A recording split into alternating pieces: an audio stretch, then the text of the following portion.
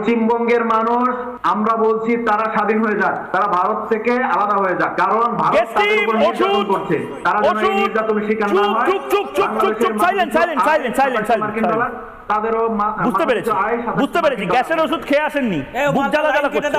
কি রাজু ঘোষ কি না বলছো লাইন কেটে দাও। এই ধরনের কথা বলার স্পর্ধা কি করে হয়? এই ধরনের কথা কে বলতে বলেছে ওকে? একটা বিভেদ সৃষ্টি করা কে বলেছে? রাজু ঘোষ আসাম, ত্রিপুরা, পশ্চিমবঙ্গ নিয়ে ওরা গ্রেটার বাংলাদেশ করার কথাই বলে, এটা নতুন কথা না। রাজু ঘোষ এইটাই কিন্তু ভয় পাচ্ছি আপনারা এখন দেখুন। রাজু ঘোষ রক্ত গরম হচ্ছে তো এখন, হবে আরো হবে।